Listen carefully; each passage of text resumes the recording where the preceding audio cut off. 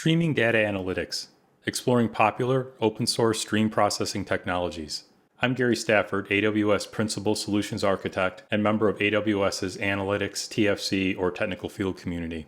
You can find me on LinkedIn, GitHub, Medium, Twitter, and YouTube at Gary Stafford. This video represents my viewpoints and not of my employer, Amazon Web Services, AWS. This video demonstration is based on the two-part blog post, Exploring Popular Open-Source Stream Processing Technologies, a brief demonstration of Apache Spark Structured Streaming, Apache Kafka Streams, Apache Flink, and Apache Pinot with Apache Superset. This is the second in a set of two videos based on that blog post. In part two of this demonstration, we will be using Kafka, Flink, Pinot, and Superset to build a stream processing pipeline, starting with raw messages in Kafka and ending up with a real-time dashboard in Superset. Similar to part one of our video demonstration, in part two we'll follow along with part two of the blog post. We'll start out by deploying our second Docker Swarm stack containing Kafka, Flink, Pinot, and Superset. Then we'll explore Apache Flink. I'll review the Java source code for the Flink application, which is available on GitHub. We will then deploy the compiled Flink application as a Java jar file to Flink using the Flink UI and start the application. The end result of the Flink application will be enriched transactional messages written to a new Kafka topic. Next, we will move on to Apache Pinot. In Pinot, we will construct a series of tables which represent the messages in our Kafka topics. We will then query the streaming data from Kafka in real time using Apache Pinot. Lastly, we'll use Apache Superset to visualize the streaming data using Apache Pinot as our real-time data source. Let's start by deploying the second Docker Swarm stack. The Docker Swarm stacks are available in the Streaming Sales Generator project in the Docker subdirectory, and we're going to be deploying the Flink Superset stack. Let's review this stack quickly. So again, we have Zookeeper and Kafka. Those go together. Zookeeper 3.80 and Kafka 3.31. We're also deploying Apache Pinot, and that consists of three containers: the Pinot controller, the Pinot broker, and the Pinot server. We're also deploying Superset, which is another container. For Apache Flink, we have two more containers, the Job Manager and the Task Manager. We're also going to be using the Kafka UI again to take a look at our messages in Kafka, which is a little easier and quicker than using the terminal window. If you want to use a terminal to view your Kafka messages, all the commands are available in the blog post. So let's deploy the second stack to your local environment. In my case, I'm going to deploy to my EC2 instance. I've already logged into my EC2 instance and I'm ready to deploy my stack. Let me change directories into the Streaming Sales Generator project. This is the same project we used last time. And if I list the Docker directory, we can see we have the two stacks there. I'm going to follow along with the blog post to get the commands. So I'm going to go ahead and grab the command to deploy my stack. Now, because I've already used this, I might have a stack already running, so let me take a look. See what I have running. I do have a stack running, so let me delete that first. Clear that out, and let's just make sure we don't have anything running. Looks like we don't have anything running. So I'll go ahead and deploy the second stack. It's going to be a little quicker on mine. I've already deployed this stack a few times and have the images already downloaded. It might take a little longer depending on your bandwidth. So we've created the network and we've created each one of the services in the Swarm stack, each one of the containers. We'll give that a few minutes to get started. There's a couple of ways we can take a look at the results to make sure everything's up and running. The first option that I mentioned in the post is using Docker Stats. We can use the Docker Stats command to take a look and see what's running. We see that some of our containers are already started up. Another way to take a look at our stack and see if our containers are all initialized is to use the Docker Stack Services. Streaming Stack is the name of the stack. So Docker Stack Services, Streaming Stack. And we can see that our containers are come up and they're all one of one. I only have a single replica for each container. If everything is up and running, we should see one of one. So it looks like everything is started. We can move on to the Apache Flink application. Let me switch over to IntelliJ. I've included a zip jar in the GitHub project. All you need to do really is download that single jar file, unzip it, and you can use that later on when we upload it to the Flink UI. So similar to the Kafka Streams application, I'm using Gradle again. If we go through the build.gradle file, we can see our dependencies. So I've taken a dependency on the Flink Streaming Java library, Flink Core library, Flink Table API Java Bridge library. So several Flink dependencies. We're also using Lombok to simplify our constructors in our models today. I am going to be building an Uber jar file, so I've pulled in the plugins I need to build an Uber jar file, an executable jar file. If we go into our source main Java directory, under source main Java org.example, we have two main classes, and I'll talk about that in a moment. we have our schema, and we have our models. So similar to our earlier Kafka Streams application, we have models. These are POJOs. This will look very similar to the Kafka Streams application. So we're defining our schema for each one of our messages. We'll be deserializing the Kafka messages from JSON. We'll be deserializing those into Java objects. We'll then be enriching those or aggregating those. We'll then be serializing those into JSON and writing those back to Apache Kafka. So we have a products model, we have a purchase model, we have a purchase enrich model, and this is the one that we're going to be talking about today. Taking our purchases, our transactions, our transaction messages, enriching those from our products. So some of the fields that we didn't include in our transaction, things like name of the product, product category, those are going to be added in so we have a very rich transaction that we can later on perform analytics on. And we also have running totals, and I'll explain what that is in a moment. For each one of those, we also have a serializer and a deserializer. So similar to, again, our Kafka Streams application, we have a custom serializer and a deserializer to deserialize the Kafka messages from JSON into Java objects and then serialize those back into JSON and write those back to Apache Kafka. We have two main classes in this project. Running totals is similar to what you saw that we did in demonstration number 1 with Spark Structured Streaming and Kafka Streams. So we're going to read in the demo.purchases topic messages, so the messages in Kafka that are in the demo.purchases topic. We're going to perform an aggregation and we're going to write those back out to demo.running.totals. This should look pretty familiar if you went through the first part of the video demonstration, again with Spark and K-Streams. We're connecting to Kafka. We're reading the purchases messages into a Flink data stream, aggregating the total transactions, the total quantities, and the total sales to that new topic. So we'll create a new topic and we'll write the aggregations back out to that. So that's one of the two options that are available. The one that we're going to demonstrate is actually a join streams. So with join streams, we're going to read in both the demo.products and the demo.purchases topics. So those are the two topics that were created by the sales generator, the list of products, and then the ongoing transactions or purchases. We're going to be creating what I'll call an enriched topic. So we're going to take the purchases, we're going to enrich the information about the product in that purchase from the products topic. So adding some additional information about exactly what was purchased. And then we're going to write those back out to a demo.purchases.enriched topic. So we're going to create a new topic, read in the products and the purchases, join those using Flink SQL, and then write those out to a new topic. We're going to create a products data stream. We're going to connect to Kafka. We're going to read in those purchases and create a Kafka data stream. We're then going to create a temporary view from those products. And then we're going to do the same thing with purchases. So create a Flink data stream, then create a temporary view from those purchases. And then we're going to use Flink SQL, which will combine those two tables together using a join. The end results will be an enriched transaction or purchase, and we'll write that back out to the output topic, to the new topic. And we'll do that continuously. We'll enrich those transactions and we'll continuously write those out to the new topic, the demo.purchases.enrich topic. In the last part of this demonstration, we move into Apache Pinot. This is the topic that we'll actually be reading in and querying from. So I mentioned that I already have a jar file available, and that's the jar file that we're going to be uploading into our Flink UI. There's a few different ways that we could run the Flink application. We could run this locally. We could use the API, or we can just upload it into the Flink UI and run it that way. That's going to be the easiest for the demonstration. So I'm going to start off by opening the Flink UI. So let's switch over to my Chrome browser. I'll open a new window, and the Flink UI should be available on port 8081.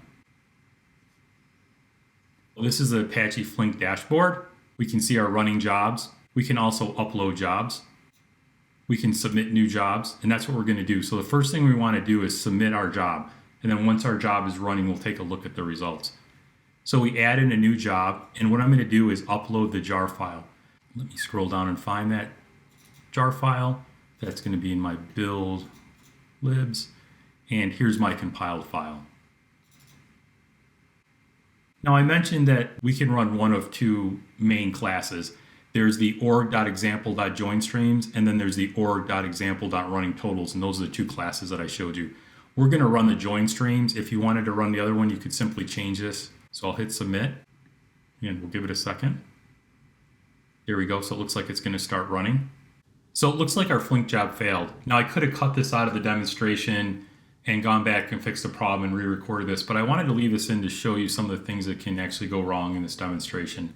The reason the job failed is because I failed to start the sales generator going again. So if you remember in part 1, we deployed our stack. I started the sales generator. I think we had 10,000 transactions and that was running during the demo. In part 2, I deleted that stack. So I deleted Kafka and all the existing topics. The sales generator was no longer running and then I deployed the second stack. What I failed to do is start the sales generator over again. Probably should have followed my own blog post because in the blog post I actually call out the fact to make sure that the sales generator is running in the background before we run the Flink job, which I failed to do. So let me grab the command. I'm going to start the sales generator as a background process again. I'm going to go back into my EC2 instance. I'm going to cd into that directory. We want to be in that directory when we start this. I'm going to start the sales generator as a background process. That should be running. Let me just make sure that it's running using the ps-u command. And I can see that it has started up. If we want to make sure that there's messages, again, we can go back to our dashboard. Let me just grab the right command. I'll create a new browser tab here. Kafka UI, again, is running on port 9080. So let's go into the Kafka UI and make sure that our topics were created and we have some messages before we start the Flink application again and fail. So we see products and purchases, so that looks good. We know it's in products. There should be about 27 products.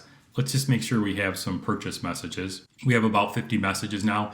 It's a streaming job, so again, that just continuously run. So we'll switch back to the Flink UI and we're just gonna rerun our job. So we'll go back to submit. The jar file is already there. And it looks like it's gonna run this time.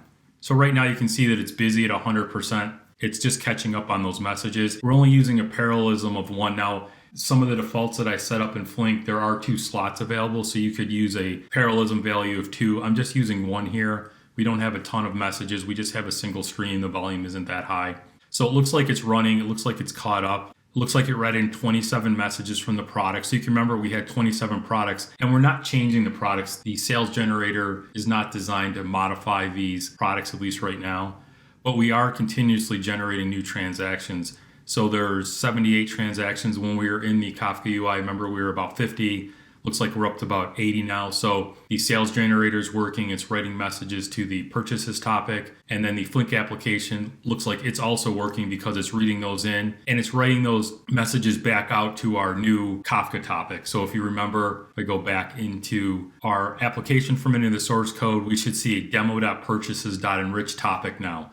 So if the Flink application is working properly, it read in the contents of the demo.products and the demo.purchases. It's enriching those by combining some of the fields from both of those using SQL, and it's writing it back out to demo.purchases.enrich. So if we switch back over to the Kafka UI for a moment, and we go back out to topics, I would expect to see a new topic, which we do. Great, so it looks like that's working.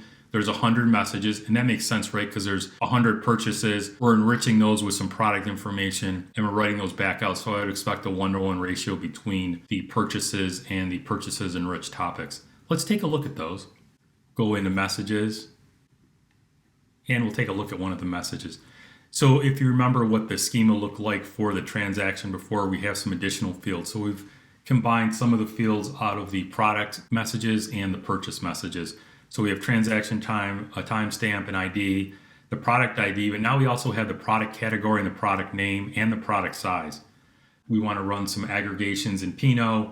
We want to dashboard these. We're going to have a little bit more information. We don't have to do that join later on, so we're just saving ourselves some time. So we have an enriched topic, and those are being written out again to our enriched purchases.enriched topic. So it looks like the Flink application is running. We're not going to stop that. We're going to let that run. Few other features here, so we can see running jobs. We see that that job is running, the number of tasks. We can see the completed jobs there. We see the one that failed before because I didn't have the sales generator running. A few other things, task managers, the job managers. You can take a look at the actual job, take a look at a breakdown in terms of the resources that the job is taking, some metrics. We won't go into these too deeply, but there's pretty rich information here. If you're interested, also for troubleshooting, it makes it a lot easier what your configuration is. There is a log available, standard out log, a list of logs. You can also do a thread dump. So a lot of information here. If you're having trouble getting this job running, you're developing your own Flink jobs, use the Flink UI. There's a lot of good information there. So we're going to move on to the Apache Pinot part of our demonstration now. I'm going to switch back over to the blog post. I want to talk briefly about what we're going to build before we build it. The sales generator is writing data to a series of 3 different topics. Flink is reading 2 of those topics, the products and purchases. It's enriching that data and it's writing it out to a new Flink topic. We're now going to get into Apache Pinot. We're going to create a series of tables. I'll explain what those are in a moment. And then we're going to write some queries in Apache Pinot to query the real-time data, both in the enriched purchases Flink topic that we created and also in the original topics. And then later on, we're actually going to use a Pinot as a data source, and we're going to create some real-time dashboards using Apache Pinot as our data source. So the first thing we want to do is create some tables. And I'm just going to read through the blog post here. You can read through the Apache Pinot documentation. It's excellent on their website. But according to the documentation, a table is a logical abstraction that represents a collection of related data. It is composed of columns and rows, known as a document in Pinot. There's 3 types of Apache Pinot tables: offline, real-time, and hybrid. For this demonstration, we're going to create 3 real-time tables. Real-time tables ingest data from streams, in this case Apache Kafka, and build segments from the consumed data. We're going to build 3 tables. So we have the purchases enriched, we have the purchases, and we have the products. Each table has 2 different files. There's the table configuration and the table schema. So for each of the 3 tables, we'll have 2 different files. This looks very similar to Apache Spark Structured Streaming. It looks similar to K-Streams. So this is the purchases enriched. And again, this should look just like the Flink schema. So you remember we combine the purchases and the products to create an enriched purchases view. We need to define that in Pinot. So the different fields, their types, booleans, floats, strings, etc. That's all defined. So that's the schema. We're also going to aggregate some of those fields. So I need to tell it which fields we're going to aggregate. So we're going to aggregate the purchases and the total purchase. And then we have the date field. Since this is time series data, we need to tell it what the date field is, the time field. We also have a configuration file. This is an example of the configuration file, again, for the purchases.enrich topic. And this is some of the configuration. We won't get into all of this line by line. There's quite a bit of configuration that you can use to tune Apache Pinot and to read these files in. So this is a basic configuration. You can see that Kafka is our source. We've defined the topic which we're going to be reading in, how we're going to serialize and deserialize or encode or decode these messages, the broker location. So this is the Kafka container and the port that it's running on. Those type of things. So general setup, just how we'd read Kafka from any other application. What is the time column that we're going to be using? So that's transaction time is the column. That's in milliseconds. You can read more about this again in the Apache Pinot documentation is excellent online. In order to create our 3 tables, the 6 files, so the 3 schemas and the 3 configuration files for the 3 tables are in our project. Let me switch back over for a moment to our streaming sales generator project. There's a folder Apache Pinot examples. And in here we have our schemas. So we have, for our 3 tables, we have a config and a schema file. So purchases enriched, and products. There's some other additional files in here for some other demonstrations. The only ones that we're going to be concerned with today, again, are product config, product schema, purchase config, purchases schema, and then purchases enriched, the config and the schema. So those 6 files are the ones. And we're going to need to upload those to our Pinot container. So let me just set that as a variable. And then we're going to go ahead and copy those files into the container. So I'll just use a copy command. I'm going to copy everything in that directory. There's a few files we don't need, but we'll get those 6 files that we do need. Those are now copied into the controller container for Apache Pinot. And I'm going to use the docker execute command. So there's a couple ways I could do this. I could actually execute into the container, then run these commands, or I can execute a command from within the container without actually executing into the container itself. So I'm going to run these commands. We're going to stand up each of the 3 tables. We're going to use the Apache Pinot admin.sh script. We're going to use the add table command. And we've just told it where the config file is and the schema file is. So again, I copied the 6 files, the 3 schema and the 3 table files into the container, into the /temp directory. And then I'm just telling it that the config file is in temp config schemas, purchases config JSON. And then for the schema, again, temp config schemas, purchases schema. So I'm telling it where it is, and then I'm going to run the execute flag. And I'm going to do that for all 3 tables. Give that a second. Looks like that was successfully executed. So I'm going to do the same for all 3 tables. We're creating the 3 tables in Apache Pinot, which represent the 3 topics that we're interested in querying. And let me just grab the last one here. And it looks like that was added successfully.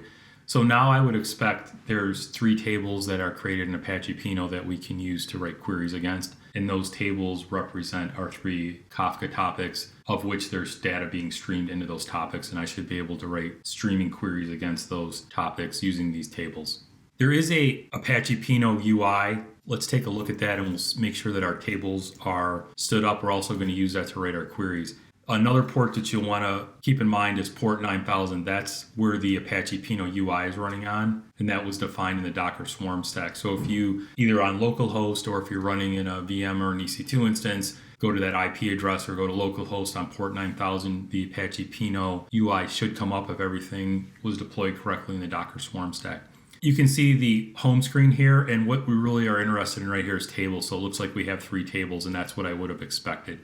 So again, we created the 3 tables. If you remember, if we go back to host for a moment, the tables are composed of a schema and a config file, and a table is a logical abstraction that represents a collection of related data. So in this case, that table represents our Apache Kafka topic, and we're going to write queries against that table. And the underlying topic, the data which is being streamed into that topic, will then be part of the result set from our SQL query in Apache Pinot.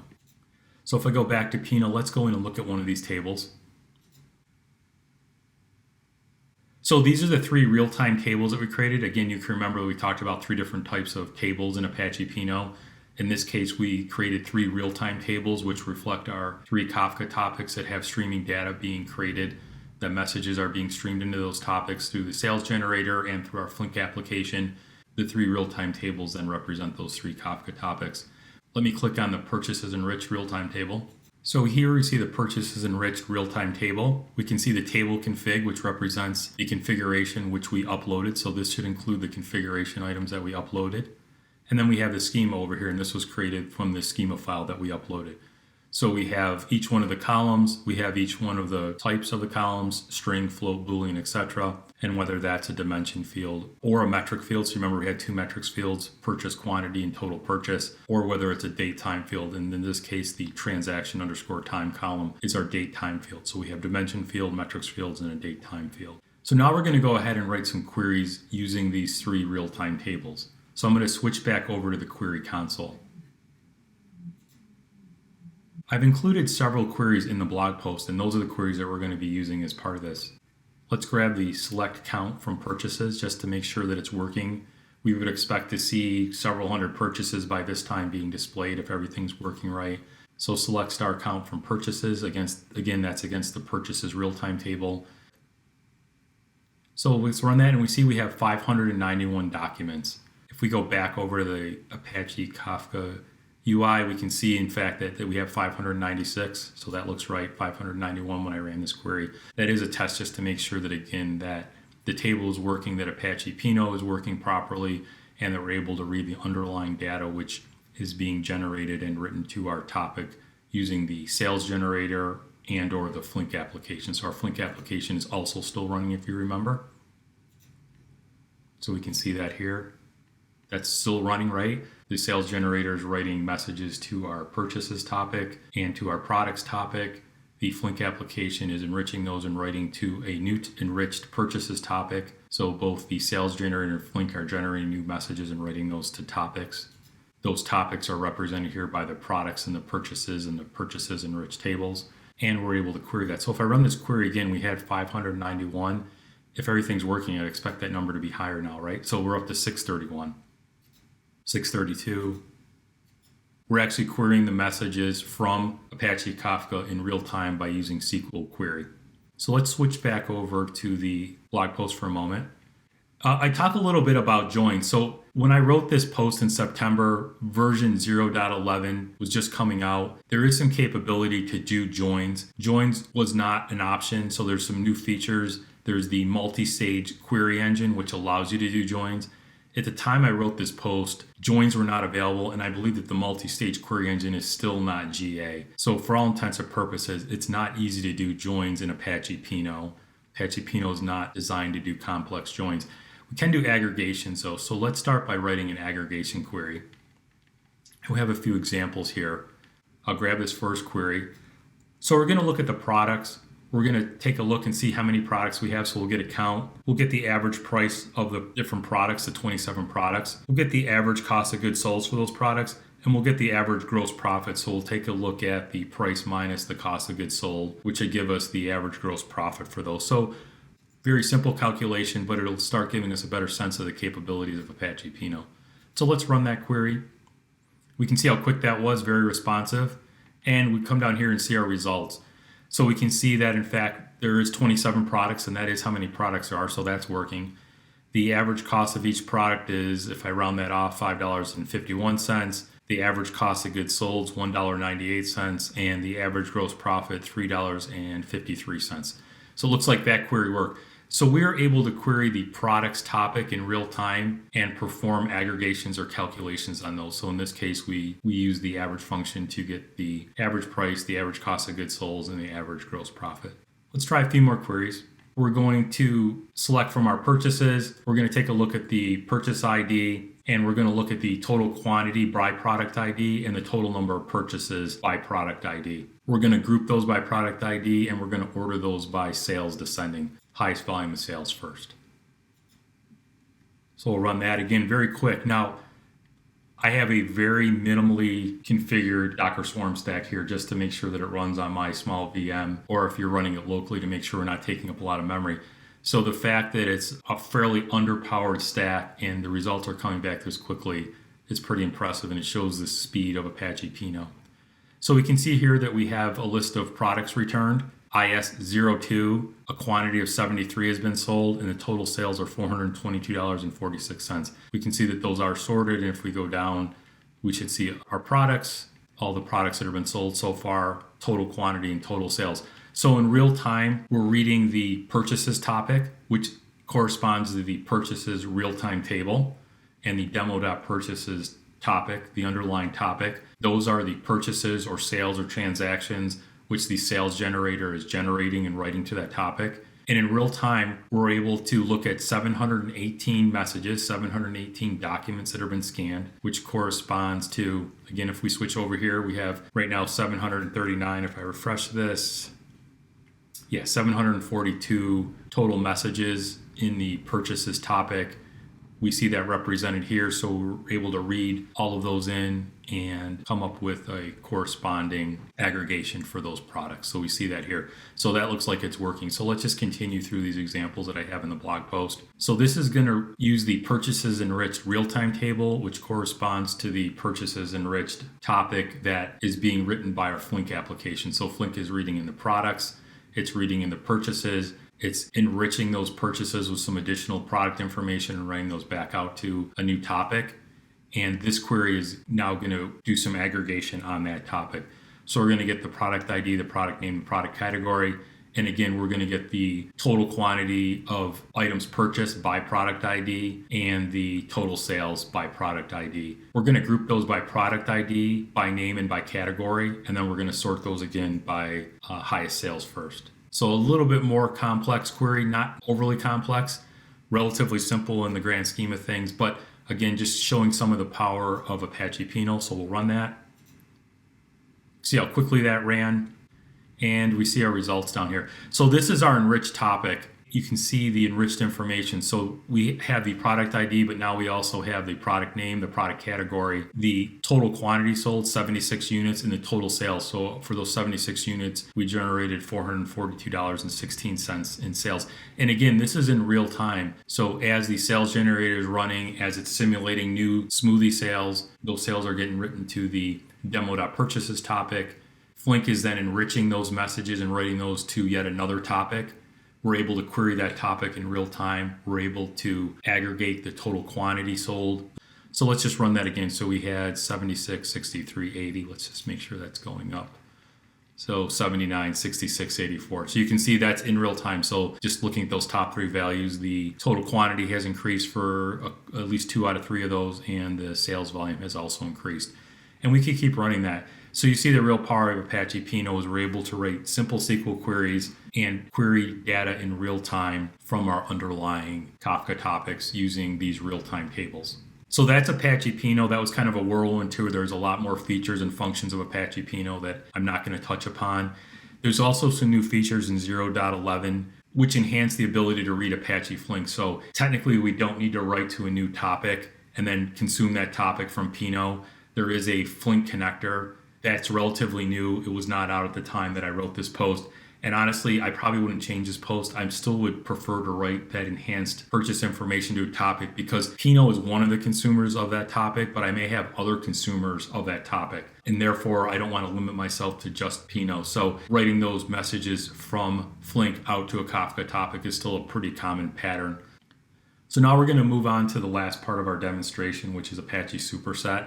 I'm going to use Apache Pinot as a data source, and I'm going to create a real-time dashboard of visualization using the information in Kafka, which was created by the sales generator, created by Flink, and based on real-time OLAP queries done against Apache Pinot. Let me switch back over to the blog post for a moment, and I'll scroll down to the last section, which is on using Apache Superset for the demonstration. As part of the demonstration, I've created a new container for Apache Superset. Apache Superset is available on Docker Hub, and you can use the Apache Superset container. The reason I created my own container is because I wanted to install a couple drivers by default so you didn't have to. I've installed the MySQL client, the PostgreSQL client, and the PinotDB client. Now, Pinot is the only one that we're really going to use today, but I wanted to create a container that I could use for some other demos. And this is how you install different drivers. Again, you can find all the instructions on how to do this in the documentation for Superset. I've created the container. If we switch back over to the streaming sales generator for a minute, and I'm back in the Flink Pinot Superset Docker Swarm stack, and we scroll down and find the Superset container, we can see here, so Gary Stafford, Superset Pinot 0.13. So that's my container. I've also exposed the Superset UI on port 8088.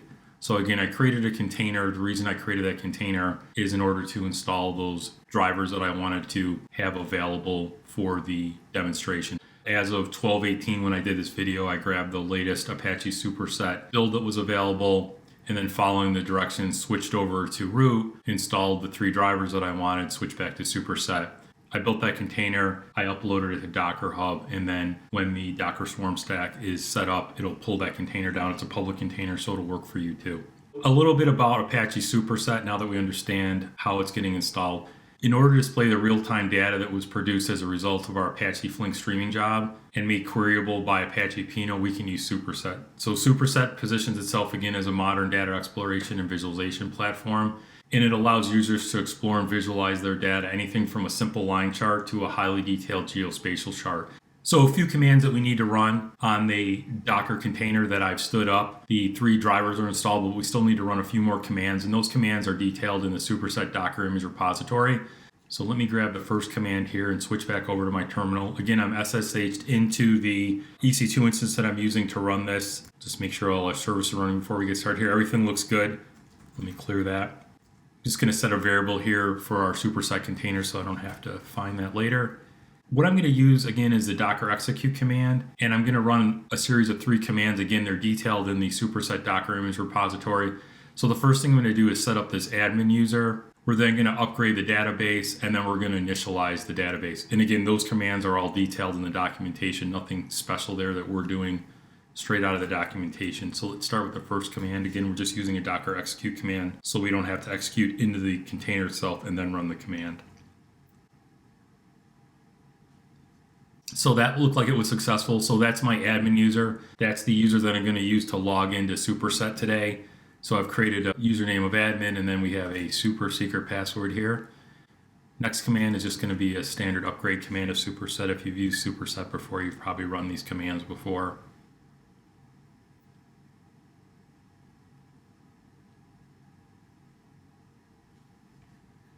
And the last command to set this up is an initialize.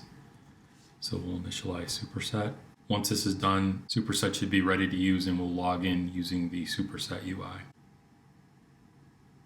Great, looks like those commands all ran successfully. So again, following along with the blog post, Apache Superset is available on port 8088. That's defined in our Docker Swarm stack. So I'm going to log into Superset, create a new tab here, and we'll get to the login. So you can remember that I had admin as my user. And let me just switch back to the blog post for a minute to get that password. Again, this is just demonstration purposes, so I'm setting up the simplest version of Superset I can. Switching back to the blog post for a moment. The two things that we still need to do are create a Apache Pinot database connection and a data set. All the directions on how to do that are in the blog post. We're going to need this connection string in a minute, so I'm going to copy that to my clipboard. Back in the Superset UI, we can go under Datasets, and we see Databases and Datasets. So let's start in the Database tab. We have no databases, so we want to create a new database or new database connection. We'll go down here to list of databases, and let's find Pinot. We'll do Apache Pinot, and we'll paste that connection string in. So this is SQL Alchemy URI connection string. The Pinot broker is the name of our container. If we went back and looked at the Docker stack, Apache Pinot is the name of one of the containers, and that's exposed on port 8099. And then we set up some additional configuration. So the Superset documentation has information on how to connect to Apache Pinot. We can test this connection, so let's make sure that our connection is good. Connection looks good, so that's perfect. So now we've created a database. Again, if we go back to the blog post, we need to create a database connection. That's what we just did, and then we need to create a data set. So we've created our database connection, and now we can go back to our data set. We have no data set, so let's create a new data set. And our database, there's Apache Pinot, that's a good sign, so we should see that. And our default schema. And we can see all of our tables here. So let's pick Purchases Enriched and add that data set and create a chart. So it looks like that worked. There's one additional thing we need to do before we get started building our visualizations and our dashboard. We go back to the blog post for a minute. We want to just change one of the columns. So we want to edit the data set that we just created. And for the transaction time column, we want to just check that is temporal. So it's a temporal time column, and it is the default data time option. So we want the is temporal and default data time options. And lastly, we want to define that as an epoch in milliseconds. So epoch underscore milliseconds. So let's switch back over to Superset for a minute. We'll go back to data sets. I'll open that data set. Go right under here and say edit dataset, pick that column. So we'll go over here to columns, scroll down to transaction column. Is temporal, so we want to check that. Default time, we want to check that. And if I tip this down, date time format, we want to put in that epoch underscore millisecond. So that should take care of that. So those are the three changes we want to make just to make sure that that transaction time column is correctly defined as a temporal column. So that should be the only change we make. So if we go back to the blog post now, we can start building real-time tables. I'm going to leave this part up to you. I'm going to pause the video. I'm going to create a few visualizations, and then I'm going to take those visualizations and combine those into a dashboard. So you're welcome to play around with Superset, create your visualizations based on the data. You can create some additional data sets if you want. So I paused the video for a few minutes and created a few charts, and then created a dashboard from those charts. So I created three big numbers, or what I'll call KPIs. I created a single pie chart and then a time series area chart. I then took those charts and combined those into a dashboard. So again, I created something called the smoothie dashboard. Let's open that first, and that shows all the charts which I created, or visualizations. So I created what I'll call three KPIs, or key performance indicators. So I created a Smoothie Cafe daily sales dashboard, and it represents today, so the sales are filtered by today only. The first one I have is a total quantity sold, so 1,923 total smoothies sold. Next, I created a chart, which is a KPI for the total number of transactions. So we've had 1,306 transactions so far. And then I have a third KPI, which is the total sales. Next, I created a pie chart. This pie chart is the percentage of sales by product category. We also have the total sales dollars if we roll over these. So the charts are somewhat interactive. Next, I created a line chart. It's a time series line chart, which shows the cumulative sales for the top 5 selling products beginning from the start of the day. Now, in this case, this is from when I started the streaming sales generator today. We can roll over those at any point and see how those are growing. So typical dashboard, again, very simple, but the type of things you'd expect to see. What are my top sales? What are my total sales? How many transactions have I had for the day? How many units have I sold over the course of the day? What's the top selling product category? Those type of things. So typical dashboard, very simple example here. If we go into one of these charts, we can take a little closer look at each individual chart, and you can do that from the dashboard. So I can go and edit the chart. and that'll just take me back to the charts view, and it'll bring up that chart. So you can see this chart, it's the total quantity sold. So the time column is the transaction time column, and then the metric is the count of purchase quantity. So I'm using the count aggregation. You have a couple different aggregate functions: count, average count, count distinct, mid-match, and sum. I'm using the count. I'm looking at the purchases quantity count. So here's all of our columns. This is our enriched purchases real-time table, which we've created a connection to Pinot and a data set from that particular Pinot real-time table. And I could do something much more complex. Again, these are very simple examples just to kind of give you a taste for Superset. So let me talk a little bit about the real-time aspect of Apache Superset. So let's go back into our dashboard for a moment. And if we refresh this, so we see, let's just take, for example, we see 2,518 total transactions. Let me refresh that. 25, 21. You can see that it is increasing. So Superset is using Apache Pinot as a real-time data source. Apache Pinot has real-time tables which are connected to the underlying Kafka topics. And the data that is in the dashboard is in real time if we refresh it. Now, we don't want to refresh it all the time. So how can we update the dashboard in real time? Let me go up into the options menu here, and let's enter full screen first. So let's just isolate our dashboard here so we can see the whole dashboard on the screen. And I'll close down the filters for a moment. So here's our dashboard. We have 2,533 total transactions.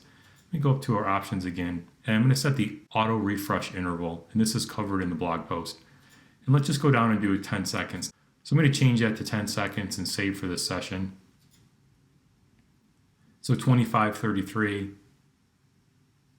and we should see it automatically update every 10 seconds. So in 10 seconds, I would expect that number to change. And it is 2543. The dashboard is refreshing in real time. So we have a real-time dashboard. The dashboard is connected to Apache Pinot. Apache Pinot is connected to Apache Kafka. The messages coming into Kafka are from our automatic sales generator and Flink. We're able to visualize all that information in real time in Apache Superset in a dashboard. That's the end of our demo. I hope you enjoyed this demo, part 1 and part 2. Follow me on YouTube for future blog posts and videos.